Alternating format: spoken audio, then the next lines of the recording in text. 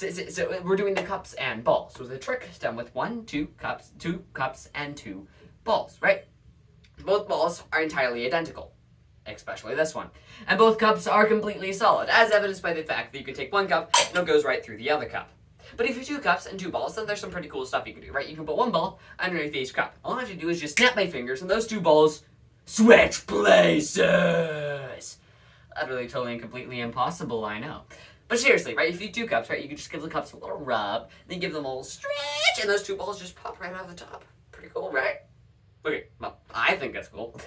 But the actual trick of 2 cups and 2 balls is pretty similar to the trick with 1 cup and 1 ball, right? You take 1 ball, and you put it in your hand, and you wave the wand over your hand, and the ball vanishes. And then you take the second ball, and you put it into your hand.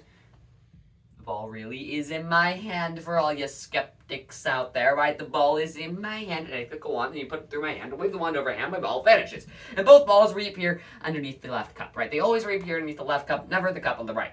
Why? I have no idea. But they always reappear underneath the left cup, never the cup on the right, because they think the left cup is the right cup.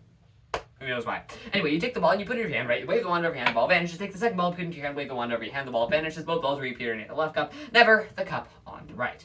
And I wondered, what would happen if you take the left cup and you put it on the right, you take the right cup and you put it on the left. Now the left cup is the cup on the right, and the right cup's the cup on the left. Now the balls can't reappear underneath the cup on the right, but they have to reappear underneath the left cup. The thing is, the left cup and the cup on the right are both the same cup. So will they reappear underneath the right cup, which is the cup on the left cup that is the cup on the right? Well, you see, you take 1 ball and you put it into your hand, wave the wand over your hand, the ball vanishes. You take the second ball and you put it into your hand, you wave the wand over your hand, the ball vanishes. And both the balls reappear underneath both cups.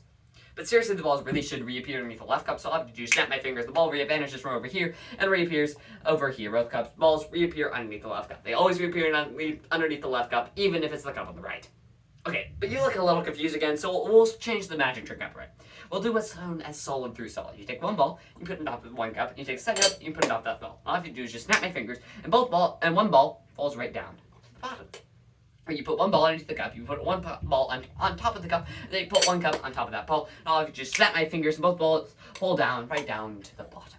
Now at this point, some people think they know how to step. They're like, just say it. You have an extra ball. And well, yes, of course I have an extra ball. The reason I have an extra ball is because I have an extra cup. You see, we're doing the cups and balls, so trick done with 1, 2, 3 balls and 1, 2, 3 cups.